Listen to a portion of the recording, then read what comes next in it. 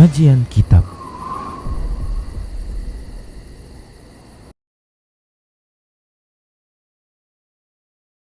Bismillah. Assalamualaikum warahmatullahi wabarakatuh. Innal hamdalillah nahmaduhu wa nasta'inuhu wa nastaghfiruh wa na'udzu billahi min shururi anfusina wa sayyiati a'malina. May yahdihillah fahuwal muhtad wa may yudlil falan tajida lahu waliyyan mursyida. Asyhadu an la ilaha illallah wahdahu la syarika lah wa asyhadu anna Muhammadan abduhu wa rasuluhu alladzi la nabiyya ba'dah. Wa qala Allah subhanahu wa ta'ala ya ayyuhalladzina amanu taqullaha haqqa tuqatih wa la tamutunna illa wa antum muslimun. Ya ayyuhalladzina amanu taqullaha wa qulu qawlan sadida yuslih lakum a'malakum wa yaghfir lakum dhunubakum wa may yuti'illaha wa rasulahu faqad faza fawzan 'azima. Ya ayyuhan nasu taqu rabbakumul ladzi khalaqakum min nafsin wahidah wa khalaqa minha zawjaha wa batha minhuma rijalan katsiran wa nisaa'a wattaqullaha alladzi tasaaluna bihi wal arham innallaha kana 'alaikum raqiba. Amma ba'du, in asdaqal hadithi kitabullah wa khairal hadi hadi Muhammad sallallahu alaihi wasallam wa syarrul umur muhdatsatuha wa kullu muhdatsatin bid'ah wa kullu bid'atin dhalalah wa kullu dhalalatin finnar. Qala musannif rahimahullah, babu khairul jiran, bab jiran yang terbaik. Maksudnya siapa yang dikatakan jiran yang terbaik tersebut? Kita sering singgung bahwa jika kita menilai baik, maka harus ada standarnya. Sebagaimana kita menilai buruk, juga harus ada standarnya. Jika tidak, nanti akan terjadi perbedaan pandangan. Menurut kita baik, menurut orang lain tidak baik. Bahkan mungkin saja menurut orang lain itu satu hal yang sangat aib. Oleh karena itu, untuk menilai baik harus kita punya barometer penilaian. Dan tidak ada barometer yang terbaik selain agama yang diturunkan oleh Allah Subhanahu wa taala. Dia adalah agama Islam. Agama yang sudah sempurna. Agama yang mengatur semua lini kehidupan manusia. Agama yang diridhoi oleh Allah Subhanahu wa taala. Bagi yang ingin mencari agama yang lain, maka Allah Subhanahu wa taala tak akan menerima agamanya tersebut dan di akhirat termasuk yang rugi. Wa may yabtaghi ghairal islami dinan, barang siapa yang mengharapkan agama selain Allah, barang siapa yang memeluk agama selain agama Islam, falai yuqbala min, maka tak akan diterima darinya. Wa huwa fil akhirati minal khasirin, dan dia termasuk rugi nanti di hari akhirat. Oleh karena itu ikhwati fiddin,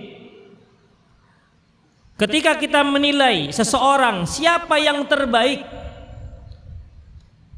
sikap bagaimana yang dikatakan sikap yang baik, kita harus standarisasikan dengan syariat Allah Subhanahu wa taala. Kita standarisasikan menurut Al-Qur'an dan sunnah Rasulullah sallallahu alaihi wasallam. Oleh karena itu Rasulullah sallallahu alaihi wasallam memberikan standar kebaikan ataupun tetangga yang terbaik itu bagaimana? Bagaimana sikap yang terbaik bagi seorang tetangga? Di antaranya hadis dari Abdullah bin Amr bin As radhiyallahu anhu, an Rasulillah sallallahu alaihi wasallam dari Rasulullah sallallahu alaihi wasallam annahu qala, bahwasanya beliau bersabda, khairul ashabi indallahi ta'ala khairuhum li sahibihi. Sebaik-baik teman, sebaik-baik rekan di sisi Allah, yaitu yang terbaik untuk temannya, yang terbaik untuk sahibnya. Kata-kata khairul ashab, sebaik-baik ashab, teman, itu diambil dari kata-kata khair. Khair itu baik, artinya yang banyak memberikan kebaikan. Teman yang terbaik adalah yang paling banyak memberikan kebaikan, khair. Apapun bentuknya, berupa nasihat, berupa bantuan, berupa apalagi namanya, pertolongan, berupa apa saja yang sifatnya baik, maka dia termasuk dalam khairun, yaitu khairu ashab, sebaik-baik teman. Sebaik-baik teman adalah yang paling bermanfaat terhadap temannya. Bagaimana dikatakan yang paling bermanfaat? Apakah mereka yang lebih banyak menolong dalam bidang finansial? Ya, termasuk. Juga tak kalah pentingnya adalah sebaik-baik teman adalah yang paling baik terhadap temannya, yaitu apabila temannya tergelincir, apabila temannya melakukan kemaksiatan, maka dia tarik temannya tersebut dari kemaksiatan. Jangan sampai temannya semakin tenggelam dalam kedurhakaan tersebut. Ini teman yang terbaik. Tidak membiarkan temannya tergelincir dalam dosa, bergelimang durhaka. Itulah teman yang terbaik. Di samping juga dia memberikan kebaikan-kebaikan yang lainnya. Diajak kebaikan seperti diajak ngaji, ya, diajak sholat bareng, diajak sedekah bareng, diajak apa lagi? Nikah bareng termasuk? Masuk ya? Masuk. Iya, daripada pacaran bareng, ya. Kan berapa banyak ikhwatiddin teman-temannya itu melihat temannya nggak punya pacar, aduh kasihan. Perih hatinya melihat temannya nggak punya pacar. Sementara dia sudah punya 2 koleksinya, misalnya. Maka dia berupaya mencarikan untuk temannya pacar. Ini sama artinya menjerumuskan temannya ke dalam lembah kedurhakaan. Tidak dibolehkan. Ini bukan teman yang terbaik. Sering kita menyangka bahwasanya teman terbaik adalah teman bisa tertawa bareng, berfoya-foya bareng. Padahal bukan itu teman yang terbaik. Ikhwatiddin, memang untuk mencari teman sama-sama bahagia bareng, foya-foya bareng, main bareng banyak. Tapi mencari teman senasib sepenanggungan, ya, senasib sepenanggungan, ini teman ini yang sulit. Tidak akan mungkin dia menjadi teman kecuali dia memang memiliki kesetiaan. Khairul ashab indallahi, sebaik-baik teman di sisi Allah, yaitu khairuhum li sahibihi, yang terbaik untuk temannya. Apa yang terbaik? Yang paling banyak manfaat untuk temannya. Ketika temannya mau bertanya masalah ilmu umum misalnya, dia cakap dalam menjawab. Ketika temannya bertanya masalah agama, dia oke dalam menjawab. Pokoknya multi talenta nih teman. Ketika dia ajak untuk main bola, gimana? Ya kalau dia bagus, ya boleh juga sih. Ya. Gimana sih cara tentang sepak pojok misalnya begitu? Oke misalnya. Tapi jarang teman begini. Teman yang diajak main bola pandai, main pandai, biasanya ngaji nggak pandai. Itu biasanya tuh begitu. Kalau masalah main bola, masya Allah, kili-kili-kilinya masya Allah. Tapi kalau diajak ngaji, kili-kili-kili untuk ngaji banyak juga. Ikhwatiddin rahimani Allah wa iyyakum. Baik. Jadi itulah yang perlu kita perhatikan. Baik. Kemudian wa khairul jiran. Ini yang terkait dengan bab. Wa khairul jiran. Sebaik-baik jiran indallahi, sebaik-baik tetangga, sebaik-baik jiran. Ikhwah, jiran itu bahasa Arab. Sudah menjadi bahasa Indonesia. Ya. Jiran itu bahasa Arab, sudah menjadi bahasa Indonesia. Khairul jiran, sebaik-baik tetangga indallahi, di sisi Allah, khairuhum li jarihi, yang terbaik untuk tetangganya. Ya sebagaimana yang telah kita pelajari seperti satu bab sebelumnya, ya, yaitu dengan mengirimkan gulainya. Kan kemarin telah kita bahas bahwasanya apabila kalian masak maka perbanyaklah kuahnya. Kemudian bagi-bagikan pada tetangganya. Artinya kebaikan sekecil apapun berupayalah kita hendaknya memberikan, ya, berlomba untuk kita berikan kepada tetangga-tetangga kita.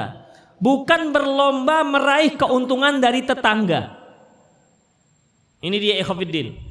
Terkadang ada tetangga baru, dia nggak tahu kondisi. Dimanfaatkan tetangga ini yang baru ini untuk mendapatkan keuntungan pribadi. Ini tetangga yang nggak benar ikhwatiddin. Seharusnya dia menolong tetangganya yang baru tersebut, yang belum tahu bagaimana situasi lingkungan. Mungkin dia membeli sesuatu, kita yang memberitahu. Jangan ketika dia minta tolong, boleh, tapi wani piro. Nah itu dia, mengambil kesempatan dalam kesempitan si tetangga. Ini tetangga yang durhaka. Ikhwatiddin, khairul jiran indallahi, sebaik-baik tetangga di sisi Allah adalah yang paling baik terhadap tetangganya, khairul jarihi. Sekali lagi ikhwatiddin, di dalam Islam kalau kita lihat baik yang potongan pertama hadis maupun yang kedua, yaitu khairul ashab indallahi khairuhum li sahibihi, sebaik-baik teman di sisi Allah yang terbaik, yang paling banyak manfaatnya untuk temannya. Wa khairul jiran indallahi, sebaik-baik jiran di sisi Allah, khairuhum li jarihi, yang terbaik untuk tetangganya. Jadi di sini kalau kita lihat, yaitu tertumpu kepada seberapa banyak kita bisa memberikan manfaat potensi kita kepada orang lain, dialah yang terbaik. Ya. Makanya kalau kita lihat hadis-hadis dengan kalimat orang yang terbaik, seperti ikhwatiddin, khairul muslimin man salimal muslim min lisanihi wa yadihi. Ini minimal. Sebaik-baik orang muslim adalah orang yang selamat muslim yang lain dari lisan dan tangannya. Kalaupun dia tidak bisa memberikan kebaikan, minimal jangan sampai dia sakiti tetangganya, jangan dia sampai sakiti muslim yang lain dengan lisan dan tangannya. Disebutkan lisan terdahulu dikarenakan lisanlah anggota badan yang paling banyak menyakiti orang lain ketimbang tangan. Lisanlah yang membuat luka lebih dalam di hati muslim yang lain ketimbang luka yang ditorehkan oleh tangan. Makanya Rasulullah Sallallahu Alaihi Wasallam menyebutkan lisan terlebih dahulu. Dalam riwayat yang lain, al muslimu man salimal muslim min lisanihi wa yadihi. Alif lam di sini menunjukkan lil kamal. Seorang muslim yang sempurna adalah yang selamat muslim yang lain dari lisannya dan tangannya. Kemudian kalau kita lihat hadis yang lain seperti khairun nasi anfa'uhum linnas. Sebaik-baik manusia adalah yang paling banyak manfaatnya untuk manusia yang lain. Apa saja manfaatnya? Pokoknya kalau dia bisa memberikan manfaat apa saja, dia serahkan, dia salurkan untuk orang lain, terutama tetangganya. Beliau juga menyebutkan, ini umumnya ya ikhwatiddin, kebaikan-kebaikan untuk bermuamalah dengan orang lain. Seperti khairukum khairun li ahli. Sebaik-baik kalian adalah orang yang terbaik untuk keluarganya. Yang terbaik sikapnya terhadap keluarganya, terutama istri dan anak-anaknya. Dengan artian kalau kita bisa bersikap baik dengan orang lain, maka anak dan istri kita orang yang pertama yang berhak mendapatkan kebaikan tersebut. Kalau kita bisa bersikap lembut, lemah lembut kepada orang lain, maka anak dan istri kita orang yang pertama yang berhak mendapatkan sikap seperti itu. Jangan sampai dibalik. Kalau untuk rekan kerja, kalau untuk teman-teman sejawat, dia lembut luar biasa. Pokoknya sering diajak traktir, makan bareng, dibayarkan. Tetapi dengan anak dan istrinya jarang-jarang itu terjadi. Ini terbalik ikhwatiddin. Padahal yang lebih besar pahalanya adalah yang kita berikan kepada anak dan istri kita. Bukankah Rasulullah pernah mengatakan bahwasanya sadaqatun tasaddaqta fi sabilillah, satu sedekah yang engkau berikan di jalan Allah dengan sedekah yang engkau berikan kepada istrimu, yang engkau sulangi ke mulut istrimu, itu lebih baik. Makanya Rasulullah katakan khairukum khairun li ahli. Sebaik-baik kalian adalah orang yang paling baik untuk keluarganya. Kalau kita selalu menjaga lisan kita, selalu menjaga tingkah kita, tindak tanduk kita, jangan sampai menyakiti orang lain, maka anak dan istri kita orang yang pertama berhak mendapatkan itu semua. Begitu, kalau kita bisa berbuat baik apa saja kepada orang lain, keluarga kita adalah orang yang berhak untuk mendapatkan itu semua. Makanya khairukum khairul li ahli. Sebaik-baik kalian adalah orang yang paling baik untuk keluarganya. Kemudian Rasul lanjutkan, wa ana khairun li ahli. Aku adalah orang yang paling baik terhadap keluargaku ketimbang klan-klan semua ini. Gitulah kira-kira. Aku adalah yang paling baik terhadap istri-istriku. Padahal Rasulullah istrinya bukan satu kan? Banyak istri beliau. Begitupun beliau bersikap baik terhadap istrinya.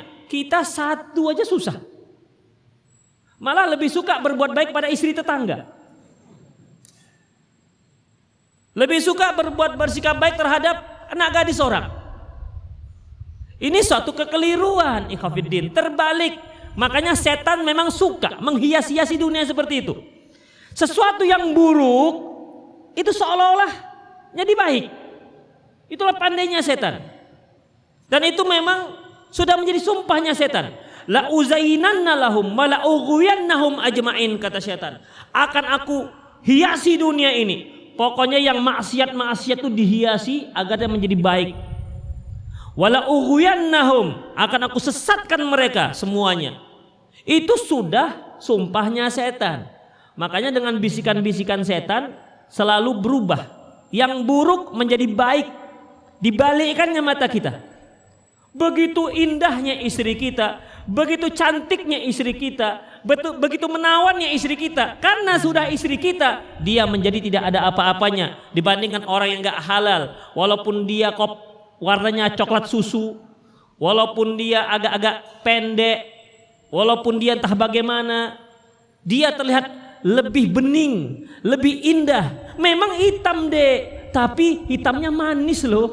Begitu ikhwatiddin. Ini yang sering saya sebutkan, rumput di rumah tetangga itu selalu lebih indah dibandingkan rumput di rumah sendiri, halaman sendiri. Padahal rumput yang di depan rumah kita itu rumput Jepang, sementara rumput yang tumbuh di halaman tetangga itu rumput ilalang. Tapi kita melihat yang istimewanya. Masya Allah, rumput tetangga kita indah deh. Kenapa? Subur sampai semeter. Begitulah setan itu ikhwatiddin. Makanya Rasulullah tegaskan, khairukum khairun li ahli. Sebaik-baik kalian adalah orang yang terbaik untuk istrinya. Nonsen kalau dia tak baik dengan istrinya lantas dia bisa berbuat baik kepada orang lain. Itu bukan orang terbaik, karena itu bukan standar. Seorang yang bisa berbuat baik kepada orang lain tapi tak bisa berbuat baik kepada istrinya dan anaknya dan keluarganya, itu bukan orang baik. Ya, bukan orang yang terbaik. Kemudian Rasulullah juga mengatakan, Kalau kita lihat kan ini selalu disebutkan yang terbaik selalu kaitannya sikap kita kepada yang lain. Dengan masyarakat, dengan tetangga, dengan istri, dengan anak. Rasulullah juga menyebutkan khairun nisa allati tasurruhu idza nadhar wa tuti'uhu idza amar. Sebaik-baik wanita adalah yang apabila kamu melihatnya kamu senang. Dan apabila kamu memerintahkannya dia akan taat. Ini sebaik-baik wanita. Kalau dilihat, Masya Allah, tenang hati kita. Jadi dengan kegalauan, semua masalah yang ada di kantor, yang ada di jalan dan seterusnya, begitu kita masuk ke rumah, kita ucapkan salam, assalamualaikum, dijawab dengan sapa yang penuh senyuman, waalaikumsalam, hilang kegalauan. Ini istri yang hebat. Tapi kalau begitu dijawab waalaikumsalam, bertambah masalah kita. Waduh, ini istri ganti aja lah kalau gitu. 2019 harus ganti berarti. Oleh karena itu para istri jangan menambah kegalauan sang suami. Ada jenis suami itu, ikhwatiddin, ketika masuk halaman rumahnya, apa dia? Khawatir. Duk-dak, duk-dak, duk-dak. Seperti mau melihat gundurwo. Begitu. Iya, seperti dia akan menghadapi banyak masalah begitu ketika dia pulang. Ciri-ciri suami seperti ini biasanya lebih suka main futsal dibandingkan di rumah. Ini ciri-cirinya belum dipastikan ciri-cirinya. Makanya hampir setiap malam main futsal aja dia, itu dia. Itu ikhwatiddin, enggak betah di rumah. Untuk suami yang tak betah di rumah ini, yang pertama, hendaklah para istri introspeksi. Kenapa sih suami saya kok nggak bisa betah ya di rumah? Padahal kan seharusnya baiti jannati, kan gitu ya. Rumahku adalah surgaku. Kalau kita melihat surga, kita pasti ingin masuk ke surga. Dan kalau kita sudah masuk ke surga, kita nggak akan ingin keluar dari surga. Wong Rasulullah saja ketika melihat surga, itu Rasulullah, boleh nggak aku Jibril bisa masuk? Enggak, belum boleh. Makanya seorang yang soleh dalam kuburannya, ketika dibukakan pintu surganya, dia cium bau aroma wangi surga. Dia lihat istananya, dia lihat para bidadari yang sedang menanti dia. Bang, gitu lah kira-kira kan? Ya, dia ingin masuk tapi belum bisa masuk, karena harus hari kiamat dulu. Makanya apa doanya? Ya Allah, cepatkan hari kiamat ya Allah, cepatkan, kok lama kali ya Allah, cepatkan. Itu dia. Karena dia kepingin masuk surga. Dia kepingin masuk ke dalam surganya. Itulah seharusnya rumah kita. Ya. Itulah seharusnya rumah kita. Tapi kalau seandainya rumah kita tidak bisa membuat kita betah, ini harus banyak-banyak dievaluasi kembali itu rumah. Bukan dikarenakan sempitnya, bukan dikarenakan mewahnya, enggak. Bukan. Tapi penghuninya. Demikian ikhwatiddin. Jadi sebaik-baik wanita itu adalah yang apabila dilihat menyenangkan hati, baik dikarenakan kecantikannya, begitu, ya. Jadi kalau para ibu-ibu mau berdandan menyambut sang suami, berdandanlah supaya senang sang suami ketika dia pulang dari kantornya. Kalaupun dandan, coba konsultasi dengan suami. Bang, kalau awak taruh di pipi ini blush on agak-agak merah-merah jambu gitu, mau nggak bang? Kalau abangnya nggak suka, jangan. Dek, janganlah dek, macam lenong ku tengok dek. Begitu kan? Berarti jangan. Begitu ikhwati. Jadi pakai kira-kira lah, gimana kira-kira suaminya senang. Begitu. Nanti jangan pakai dia dipakainya maskaranya yang begini itu macam merak gitu jadinya kan. Jadi berupayalah supaya suami itu tenang, senang melihat sang istri. Khusus untuk para istri, ketahuilah tidak ada yang membuat sang suami itu senang melainkan akhlak. Bukan kecantikan. Hafidin, kecantikan itu pertama lihatnya itu. Pertama lihat 2 kali, 3 kali, 4 kali, 5 kali, ke 6 kali biasa semua. Tapi yang tinggal nanti akhlak. Itu dia, yang tinggal akhlak. Itu yang akan memperindah sang istri. Kemudian ketaatannya kepada sang suami. Wa tuti'uhu idza amar, dan dia mentaati ketika suami memerintah. Itu yang wanita yang terbaik. Kemudian khairukum man ta'allama al-Qur'an wa 'allamahu, sebaik-baik kalian adalah orang yang mempelajari Al-Qur'an dan mengajarkannya. Bayangkan, ada di sini mengajarkannya. Lagi-lagi kaitannya dengan orang lain yang belajar dan mengajarkannya. Kenapa nggak dikatakan mengajarkannya saja? Karena dalam Islam konsepnya sebelum kita mengajar kita harus belajar. Itu dia, itu konsep. Sebelum kita mengajar kita harus belajar. Belajar dulu apa yang kita ajarkan. Karena al-ilmu qabla al-qawli wal amal, kata Imam Bukhari. Ilmu sebelum ucapan dan sebelum perbuatan. Itulah dia. Makanya dalam mengajarkan Al-Quran, apapun yang diajarkan, apakah tafsirnya, apakah istinbat hukumnya, apakah tahsinnya, apakah cara membacanya, apakah mengenal huruf-hurufnya, apakah mengenal makhrajnya, sama, termasuk semuanya. Dalam khairukum man ta'allamal Qur'an wa 'allamahu. Sebaik-baik kalian adalah orang yang belajar Al-Quran dan yang mengajarkannya. Kemudian ikhwatiddin, satu lagi, khairukum alyanukum manaqib fis salat. Ini juga terkait dengan yang lain. Sebaik-baik kalian adalah orang yang paling lembut bahunya ketika sholat. Ya, Allahu Akbar, kan rapet tuh. Maka kita selembut-lembutkan, jangan. Itu terasa dengan kawan samping kita. Terasa. Apalagi ketika kita sedang sujud. Wih, orang pun ya, itu bisa cari berantem. Tidak khusyuk orang yang ada di samping kita kalau kita kuat-kuatkan siku kita ataupun bahu kita. Tapi lembutkan. Jadi kata Rasulullah, sebaik-baik kalian adalah yang paling lembut bahunya. Fis salat, itu ketika berjamaah. Tapi ketika sholat sendiri, ya dia harus bagus sholatnya. Bagus. Sujudnya juga harus bagus. Itu ikhwatiddin rahimanallahu wa iyyakum. Jadi kalau kita lihat kalimat-kalimat khairukum, sebaik-baik kalian dari awal tadi hadis khairul ashab indallahi khairuhum li sahibihi.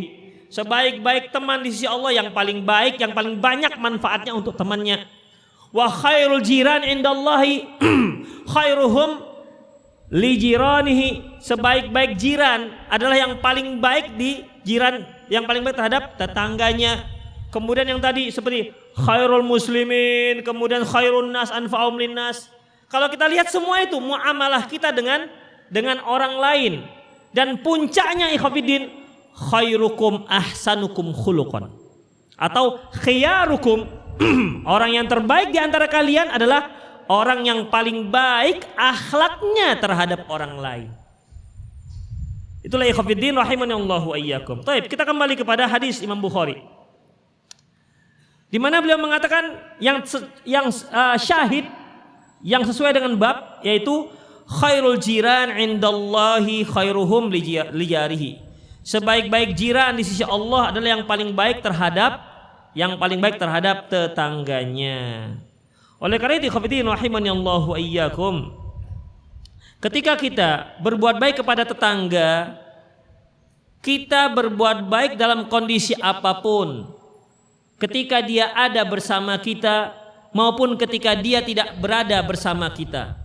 Berapa banyak para tetangga itu ketika di hadapan kita dia sangat baik, tapi ketika dia berada di belakang kita dia mencela, mencerca, bahkan menfitnah.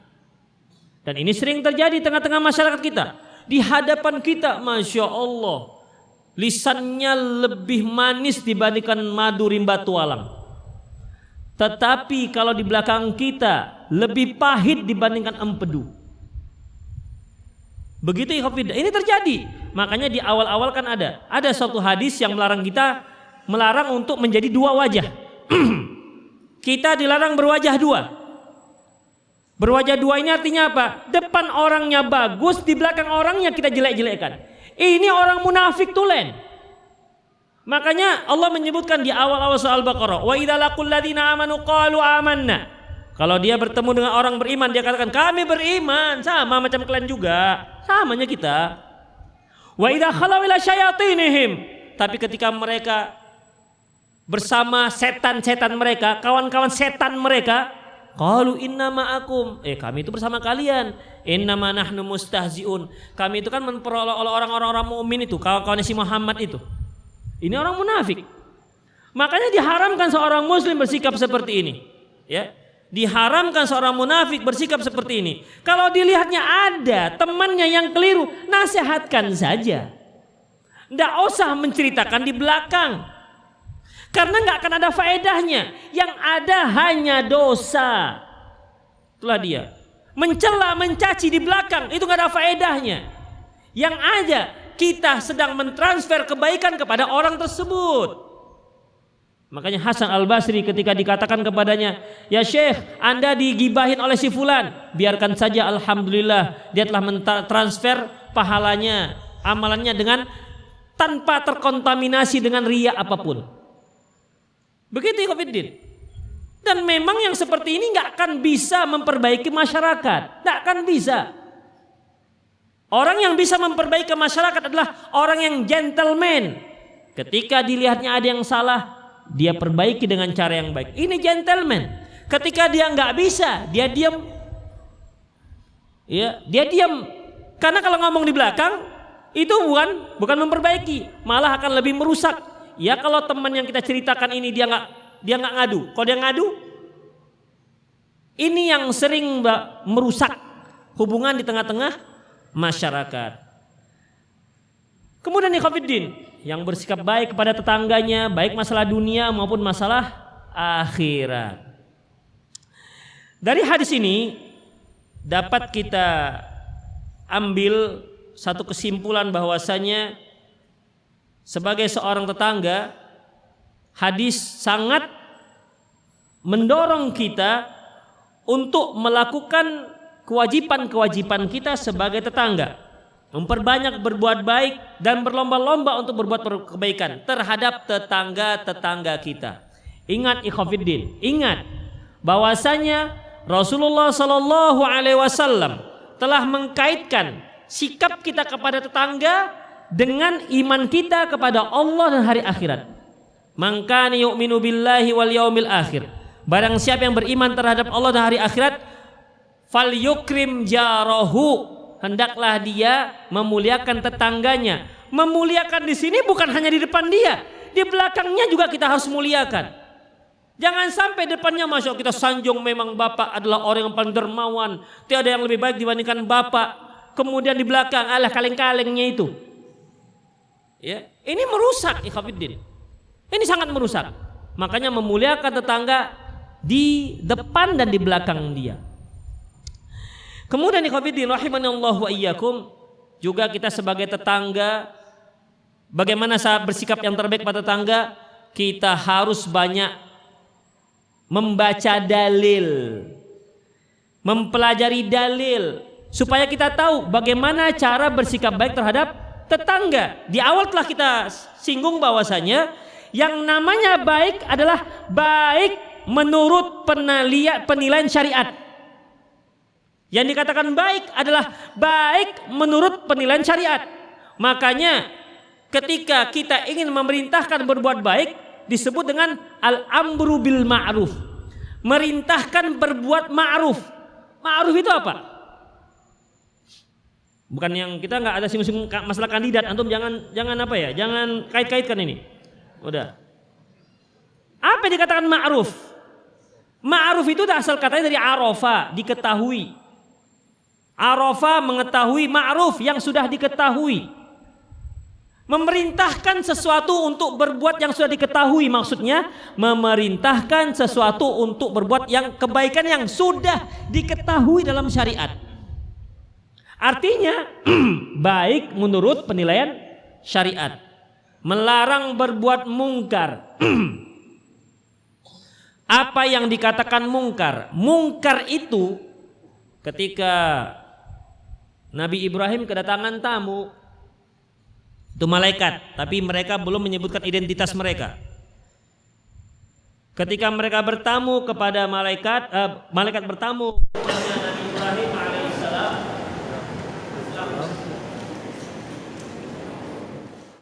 Ketika malaikat bertamu ke rumahnya Nabi Ibrahim, apa kata Nabi Ibrahim? Malaikat mengucapkan salam. Qala salamun qaumun munkarun. Qala salamun qaumun munkarun. Salam atas kalian kaum yang munkarun, yang tidak dikenal. Mungkar arti dasarnya adalah tak dikenal. Itu arti dasarnya. Perbuatan mungkar apa artinya? Lawan daripada perbuatan ma'ruf. Ma'ruf apa tadi? Yang sudah dikenal. Mungkar yang tak dikenal. Itu ikhwatiddin. Jadi maksudnya yang ma'ruf ini sudah diketahui baik. Mungkar yang tak diketahui baik, artinya dia adalah perbuatan buruk. Itulah dia. Ketika kita berbuat ma'ruf, artinya kita punya standar kebaikan. Kita punya standar kebaikan. Artinya standar kebaikan adalah dari syariat Allah Subhanahu wa taala. Kemudian ikhwatiddin rahimanallahu wa iyyakum, kita lanjutkan lagi, yaitu babu al-jarus saleh. Oh, udah habis waktunya.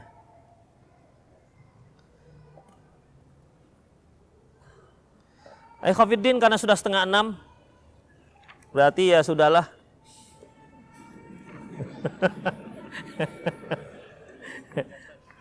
Baik, semoga bermanfaat. Antum yang mau bertanya silahkan, atau yang mau bertanya melalui pesan singkat kita 08956113277778. Silakan bagi antum yang ingin pesan mengirimkan pertanyaannya melalui pesan singkat 08956113277778, atau langsung tuliskan melalui secari kertas dan kirimkan ke meja redaksi kami. Apakah boleh orang tua menceritakan kekesalannya kepada tetangga, kepada anaknya? Apakah termasuk menjelekkan tetangga, dan bagaimana sikap kita sebagai anak? Nah, sekarang ikhwatiddin, perlu di sana dengar suara saya? Dengar, belakang? Kencang juga suara saya. Baik, ikhwatiddin perhatikan. Kita diberi Allah Subhanahu wa taala itu akal. Ya. Kita diberi Allah Subhanahu wa taala itu akal. Dan Allah turunkan untuk kita syariat. Fungsinya apa? Setiap kita akan melakukan sebuah perbuatan, itu pasti ada pertimbangan baik dan buruk. Coba antum perhatikan. Ketika antum mau datang ke masjid dakwah ini mau ngaji, itu saya yakin pasti ada pertimbangan baik dan buruk. Bagi pedagang misalnya, saya mau ngaji daripada nggak ada kegiatan, gitu kan? Mengisi kekosongan dia pergi ngaji. Ketika mau pergi ngaji, datang order, Pak, ada order nih Pak, gimana Pak? Nah kan mulai menimbang dia, ngaji atau dagang, kan begitu. Ada pertimbangan baik dan buruk. Itu setiap langkah yang kita lakukan, selalu akan kita lakukan, melangkahkan kaki kita, melakukan suatu perbuatan, pasti kita punya pertimbangan baik dan buruk. Baik, kita mau menceritakan kekesalan kita kepada anak. Apakah kita tidak punya pertimbangan baik dan buruk? Pertama, apa fungsinya kita menceritakan kekesalan kita kepada tetangga, kepada si anak? Apa fungsinya? Apa baiknya? Apa manfaatnya kita menceritakan kekesalan kita terhadap tetangga kepada anak kita? Kalau toh si anak juga tak memberikan solusi, hanya sekedar curahan hati, yang itu akan menambah emosi, bahkan akan meningkatkan apa? Dengkinya pada diri. Oleh karena itu, pikirkan dulu. Kita nggak bisa katakan boleh, tidak kita katakan nggak boleh. Terkadang anak itu ada yang bisa lebih bijak daripada orang tuanya, lebih bijaksana ketimbang orang tuanya. Oh mak, begini mak, segala macam. Jadi dia dia bisa memberikan pertimbangan yang baik. Tapi gimana kita sebagai seorang anak? Aduh, doubling ini suaranya dengan anak-anak. Tapi kita bisa berikan pandangan kita kepada orang tua jika memang kita memungkinkan untuk memberikan pandangan. Jika nggak memungkinkan, ya kita hanya dengar. Ya Pak, ya. Tapi jangan malah provokator, ya Pak. Sikat aja Pak. Jangan provokator. Tikam aja itu, memang nggak beres tuh tangga itu. Nanti malam dia pergi ke wirid itu. Pulang wirid tikam aja. Jangan malah memprovokatori. Ya, kalau kita tidak bisa memberi solusi, minimal kita diam. Ya, tidak membuat semakin masalahnya semakin besar. Itu ikhwatiddin. Tapi kalau kita sebagai seorang anak didengar kalau kita bicara, bicaralah kepada orang tua apa yang harus dilakukan. Ada anak-anak itu yang memang sering diajak bicara oleh orang tuanya. Nak, mama begini loh nak, bapak begini loh. Kasih dia masukan. Demikian ikhwatiddin. Walaupun ada juga si orang tua minta masukan kepada anaknya, tapi masukan dari anaknya nggak pernah terima. Ada. Menurut kamu gimana nak? Begini Pak. Salah kamu itu. Mana? Begitu. Nggak ada. Dia minta masukan tapi nggak pernah terima. Ada yang begitu. Ya namanya juga model orang tua macam-macam. Nah, makanya kalau antum punya model orang tua yang bagaimanapun, syukuri. Bukan syukurin. Ya bukan syukurin. Syukuri. Ya mungkin ada cara yang terbaik untuk memperbaiki orang tua yang lebih baik.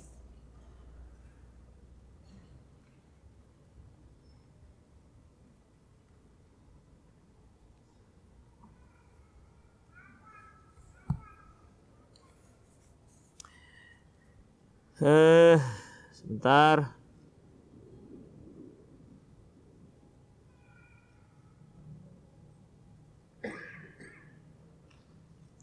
Ustadz, bagaimana sikap kita kepada tangga yang ahlul bid'ah? Ia sering meminta bantuan kepada kita dalam acara bid'ah. Ikhwatiddin rahimanallahu wa iyyakum. Kalau kita lihat umumnya masyarakat kita, umumnya itu masyarakat yang nggak paham. Coba perhatikan, umumnya masyarakat nggak paham. Dari kampung-kampung sampai kota-kota. Makanya tidak bisa sepenuhnya kita terapkan seperti sikap-sikap para ulama yang disebutkan dalam kitab Durrul Mansur.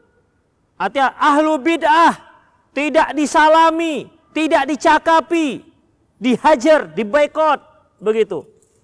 Ikhwatiddin, hajar, boikot, tidak mengucapkan salam, ini hanya bisa dilakukan jika si pelaku bid'ah itu bisa taubat ataupun bisa menekan kebid'ahannya, memperkecil kebid'ahannya.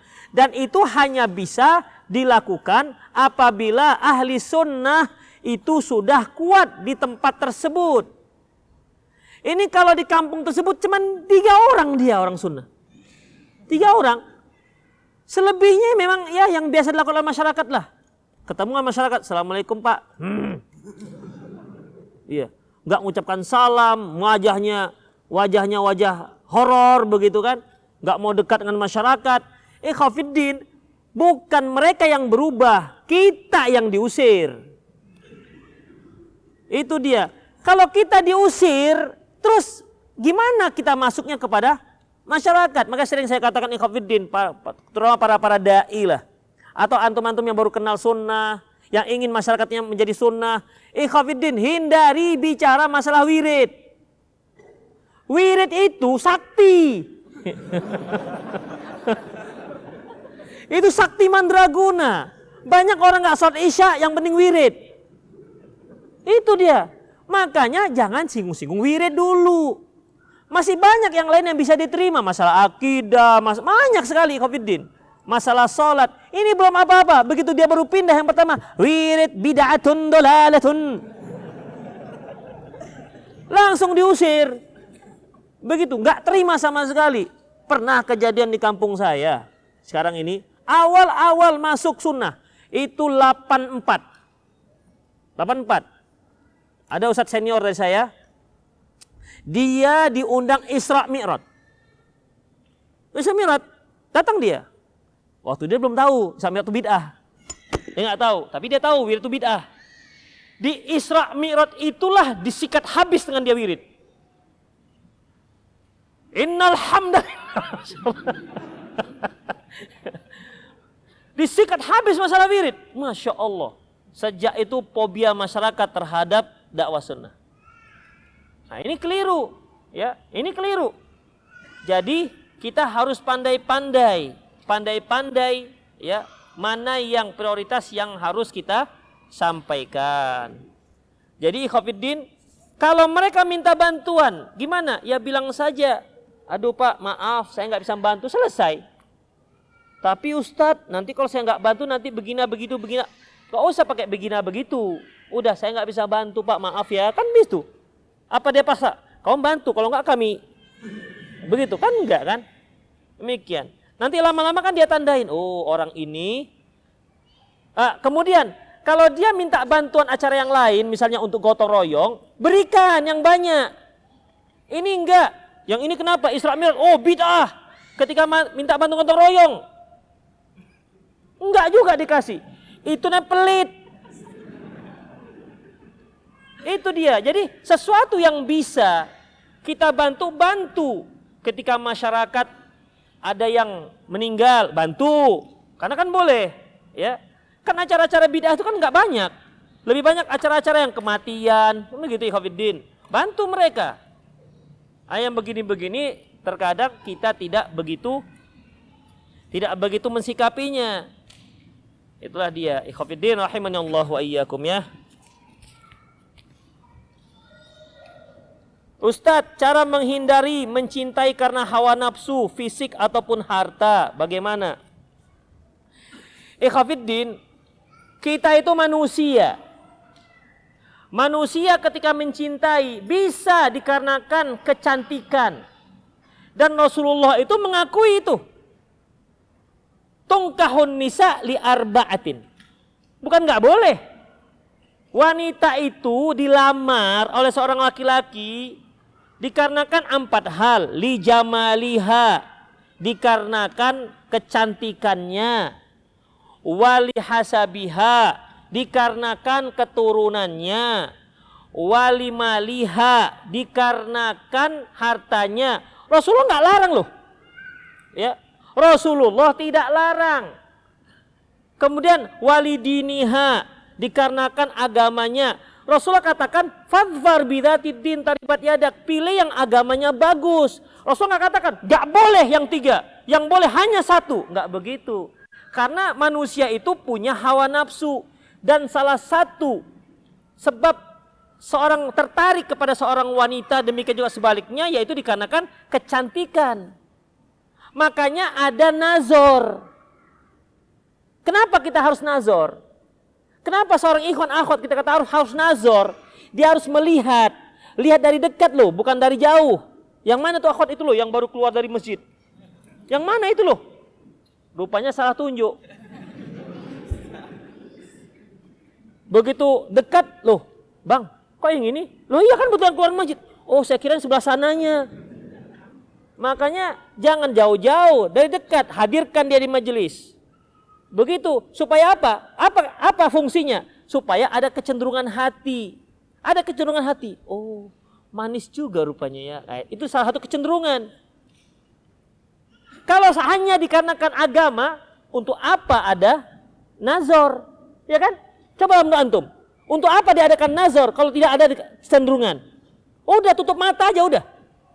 Pokoknya yang rajin sholat soleh udah, saya pilih. Begitu. Nanti ketika melihat, udah tutup mata aja. Begitu. Nggak bisa. Kita itu manusia. Ya, kita itu manusia. Salah satu yang menyebabkan laki-laki senang melihat istrinya gara-gara apa? Gara-gara apa? Antum kok pura-pura? Sebutkan dengan tegas. Karena cantik. Nah, begitu. Akhwat gimana? Sama.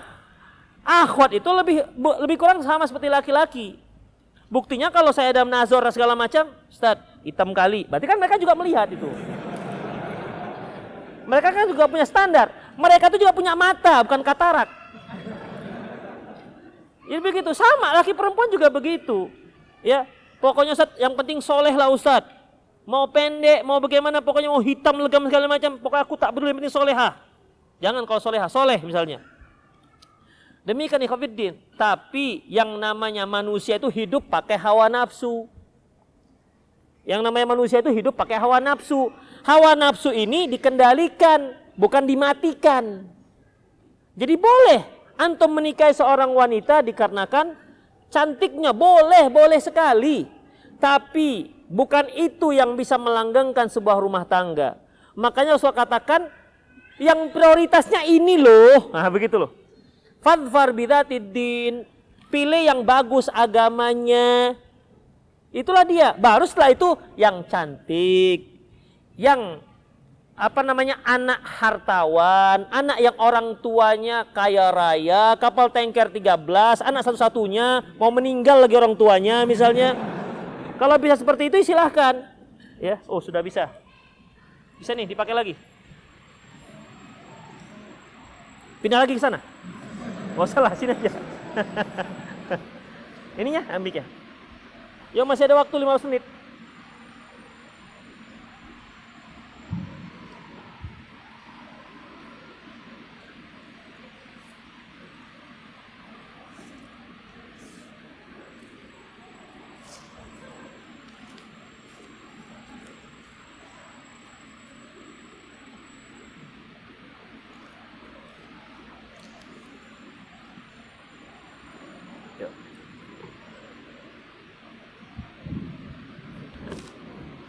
Jadi demikian ikhwati fiddin rahimani Allah wa iyyakum ya. Jadi enggak mengapa, pilihlah, tapi skala prioritasnya yang paling utama, yang number one-nya itu yaitu agama. Demikian, itu yang pertama sekali, bukan yang lain-lainnya. Sisanya begitu. Kalaupun dapat yang empat-empatnya itu terbaik, dia solehah, masya Allah, cantik bening. Misalnya ini misalnya. Kemudian anak orang kaya, keturunan kiai apalah begitu, orang-orang yang soleh, masya Allah. Kalau dapat ini ikhwatiddin, jangankan antum, saya pun masih mau. 4 tapi ya, 4 betul-betul 4 ya. Begitu.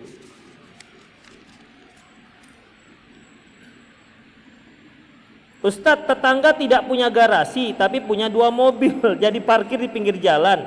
Hal itu sebetulnya mengganggu warga. Bagaimana kita mensikapi? Cara mensikapinya sekarang begini ikhwatiddin. Sebenarnya urfinya masyarakat di situ tuh jalan dipakai untuk parkir apa enggak?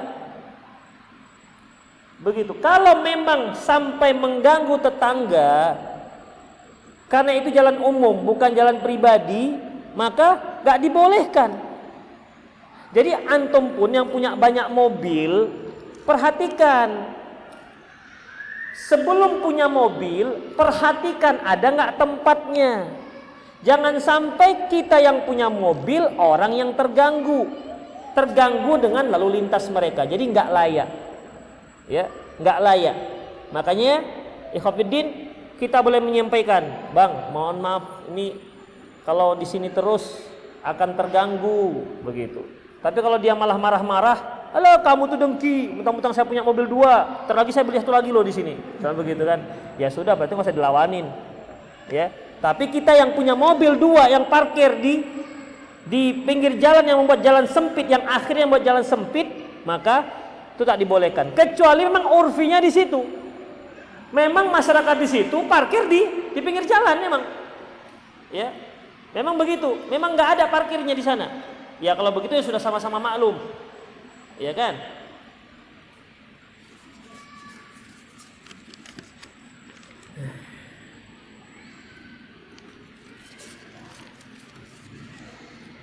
Orang tua saya meminta saya untuk mengajari mereka cara mendownload video, dan saya tahu keduanya akan mendownload video karaoke. Apakah yang seharusnya saya kerjakan? Antum pandai-pandai lah yang begini-begini, ya. Pandai-pandai yang begini-begini. Kalau memang ajari saja misalnya, kalau antum punya yang lain bagaimana cara mencegahnya. Misalnya antum matikan data selulernya, orang tua nggak tahu nih, begitu kan? Ini nak, kok nggak bisa? Aduh, nggak bagus nih HP bapak ini. Untuk saya aja beli yang baru misalnya. Jadi Khofiddin, dalam masalah ini antum harus pandai-pandai, karena nggak semua orang tua sama sikapnya, mensikapinya. Bisa kita ceritakan, Pak, janganlah. Kalau macam bapak ini sebaiknya downloadnya itu yang tilawah, kajian-kajian. Untuk apa lagi yang karaoke Pak? Itu ada yang seperti itu. Ada yang orang tua tuh tidak mau dikasih masukan. Ya berarti antum pandai-pandai untuk menolaknya. Ya. Itu orang tua juga sekarang kalau seandainya antum nggak ngajari, dia tanya ke kawannya biasanya. Itu dia. Tapi intinya sebenarnya bukan mengajarkannya, gimana cara mencegahnya. Itu yang terpenting. Ustadz, baru beberapa kali saya mengikuti kajian salaf, tapi waktu di jalan ada yang nanya ikut kajian salaf ya. Terus dia cerita kalau kajian yang saya ikutin isbih. Apa isbih? Tidak mengagungkan sunnah. Tapi dia menceritakan kalau kajian saya itu yang ikut saya rutin itu hizbi maksudnya ya. Hizbi, tidak mengagungkan sunnah. Maksud apa ya Ustaz? Tanya dia lah.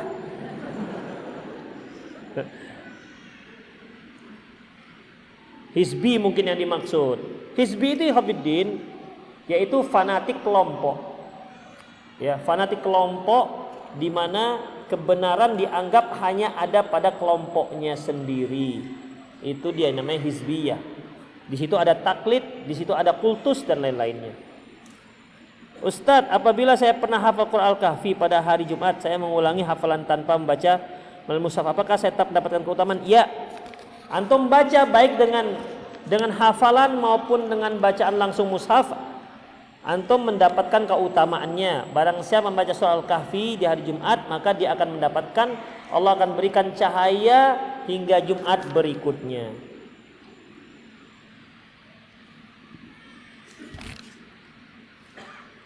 Ustadz, terkadang saya melakukan kemaksiat tatkala sendirian, apakah saya termasuk munafik?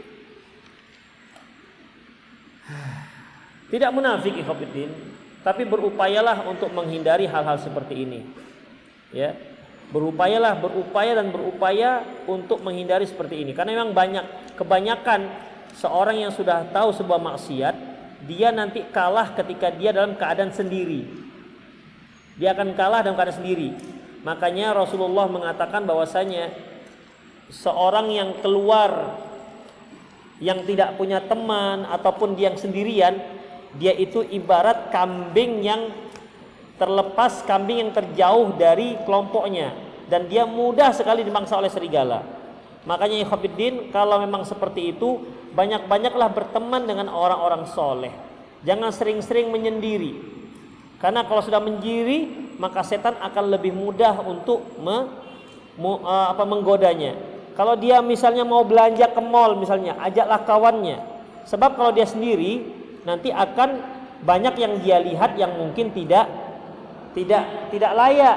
Tapi kalau dengan temannya yang sama-sama soleh, ketika dia melihat astagfirullah, kan begitu dia bisa astagfirullah. Kalau enggak, nanti dia akan lengket pandangannya. Apalagi yang namanya pandangan itu selalu lengket dengan yang indah-indah.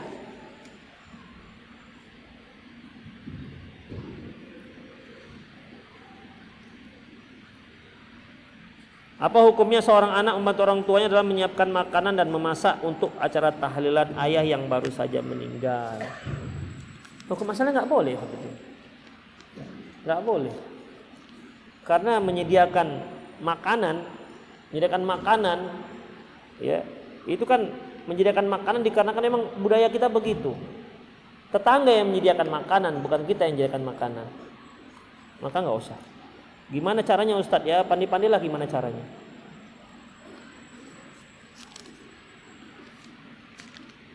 Ustadz, seperti apa contoh sumpah palsu dalam berdagang? Seperti Khofiddin,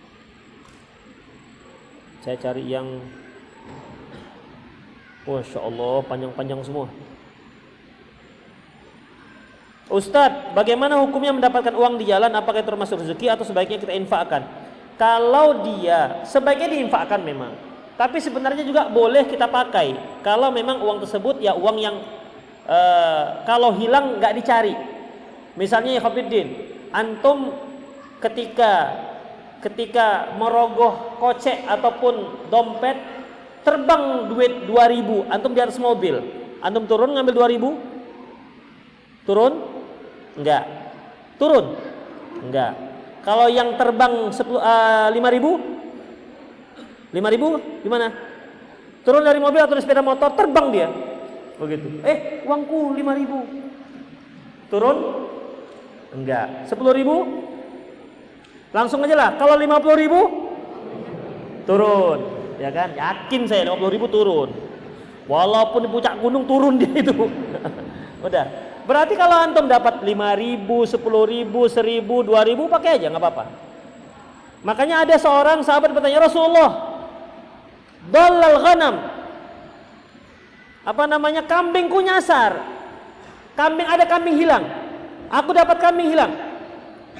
Apa kata Rasulullah? Fali akhika wali dhi'b, untuk saudaramu dan untuk serigala. Untuk saudaramu atau untuk serigala. Dalal ibil, bagaimana kalau unta yang hilang? Rasulullah, untuk apa kamu ngurusi unta? Unta tuh biarkan saja kalau hilang sampai ditemui oleh pemiliknya, karena dia punya sepatunya untuk berjalan dan dia punya lehernya untuk mencari makanan. Biarkan aja unta, karena dia juga bisa bisa membela dirinya dari serigala-serigala.